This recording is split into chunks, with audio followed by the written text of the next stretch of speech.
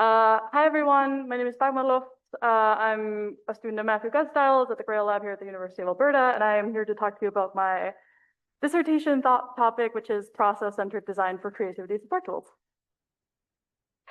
I'm going to start by talking about what a creativity support tool is. It's essentially any tool that you can use to enhance your creative process. So one example, the paint bucket tool in MS Paint, that counts. But another thing that also counts is like a co-creative agent that's painting onto the canvas with you.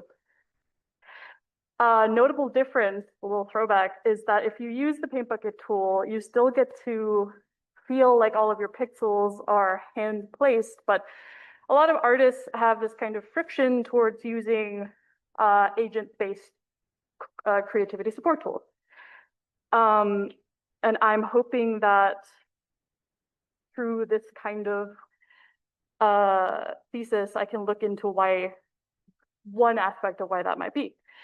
So I like to look at the creative workflow as a series of decisions.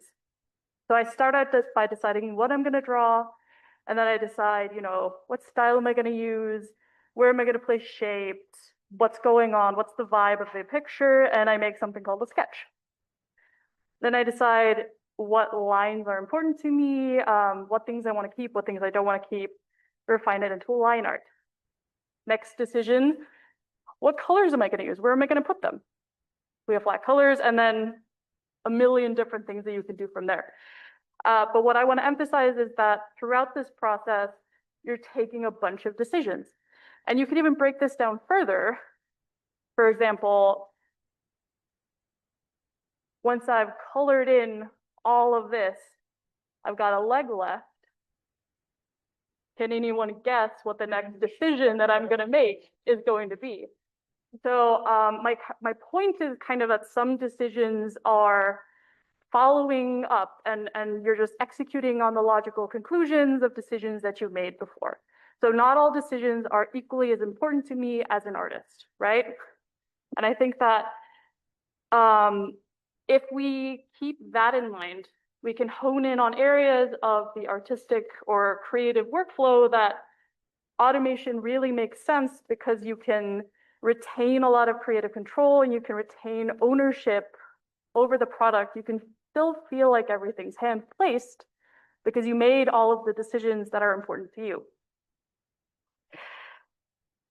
So I want to talk about some work I've done that's kind of in this area. So this is Sketch Between, and the animation workflow is like pretty similar to the illustration workflow I showed you a bit ago, except, longer. Each one of these frames is a full illustration. And you make decisions about how you want things to move. So I still want everyone to sketch out all the frames, but you also need to make decisions about what's the final look on top of that sketch. And I think that you can make those decisions for just the keyframes and automate passing those decisions over to the in-between frames. A project I'm working on right now is in collaboration with a games company called Hyper Hippo. They make the Adventure Capitalist series of games. They wanted to have me work on something for their art team.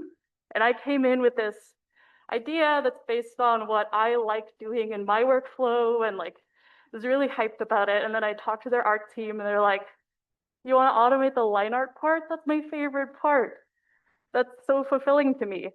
And that is kind of the reality of artistic workflows, is that what's important to me is not important to everyone else in the room. And what was important for this project was that the art team was actually willing to use the tool, right? So we pivoted to this, which is they do the line art. They have the thing that kind of spiritually fulfills them and is their favorite part of what they're doing. And we add flat colors based on a palette. But one important part of this, as an artist and for them to reduce friction, is that at no point is this actually a JPEG or an image of any kind. So we go into their domain of the Photoshop document with the layers, and we take out their line art layers and we give them layers organized in the way that they want it for the output colors. So that's what I've done, what I'm working on right now. What's my plan? I want to really look into workflows. I want to look into whether this idea that I have about decision impact is true and kind of what the distribution of what's important to different people in different illustration areas is, what their feelings are on what they would be okay with using automation for. I think that that's really important if you want actual adoption.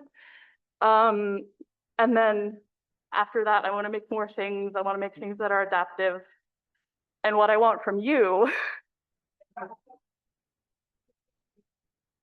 I would really appreciate any feedback that you have, any advice, thoughts and prayers even. We have one coffee break left, so if you're interested in my work, you want to talk to me, come talk to me. But if you don't have time, if you've already kind of booked your coffee break up, feel free to hit me up on any of these platforms.